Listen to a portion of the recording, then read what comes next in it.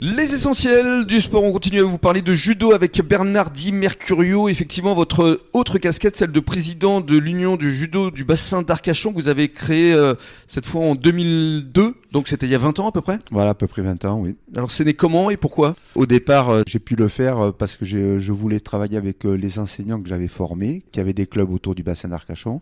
Et donc on s'était réunis pour justement pouvoir former des équipes, essayer de faire progresser nos jeunes compétiteurs qui aimaient la compétition. Donc on a démarré comme ça au départ. Vous fédérez aujourd'hui combien de clubs de judo? Alors aujourd'hui, depuis 2010, depuis que la COBAS a eu la compétence sportive, on fédère normalement que les 4 clubs de la COBAS, qui est Arcachon, La Teste, Gujan, Le Tèche. D'accord. Voilà. Et là, le Tèche s'est sorti de l'Union, n'ayant pas de compétiteurs, c'est sorti il y a 2 ans à peu près. Donc en fait, vous n'êtes plus que 3 clubs. À l'heure actuelle, on n'est plus que 3 actifs au niveau de l'Union. Et notamment le dojo Gujanais. Je pense que vous avez le plus grand nombre de licenciés. Oui. Vis-à-vis des autres, ils ont combien de licenciés, La Teste et Arcachon? Arcachon 100, La Teste 200 et voilà, nous 400.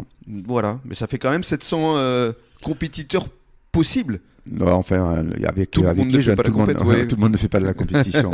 Alors des compétitions, il y en a pratiquement toutes les semaines? Il y en a toutes les semaines. Ouais. Voilà, dès que la saison sportive démarre en septembre, il y a des compétitions toutes les semaines. Bien souvent, c'est pas des compétitions de très haut niveau, mais on fait des animations pour les jeunes. Donc, le week-end prochain à La Teste, il y a une rencontre donc avec les 3 clubs du bassin. D'accord.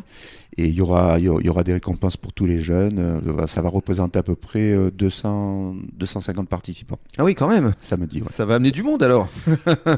Parce on espère. Si vous comptez les participants, mais aussi les parents et les amis.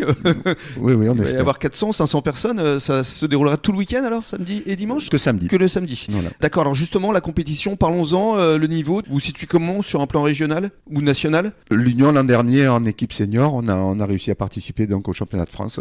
Ah oui. Par équipe de clubs. Et donc voilà, on n'a pas fait grand-chose, on a perdu au 2e tour, mais bon, on a quand même eu le mérite de se sélectionner en Gironde et en région pour aller au championnat de France. Et qui s'est passé où?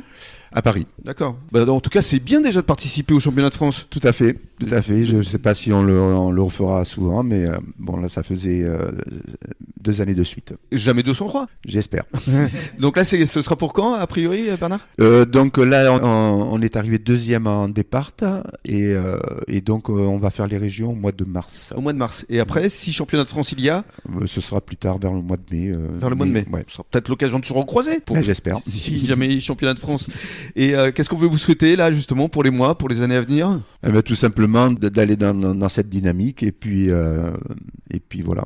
On sera heureux. Et de continuer à faire briller, effectivement. Voilà, les couleurs du bassin et de Gujan notamment. Merci beaucoup Bernard. Et on espère vous retrouver effectivement dans le cadre de ces championnats de France. Et dans quelques minutes, on va accueillir Bruno Bézia, le rédacteur en chef de Sud-Ouest, qui va nous annoncer les principales rencontres sportives de ce week-end.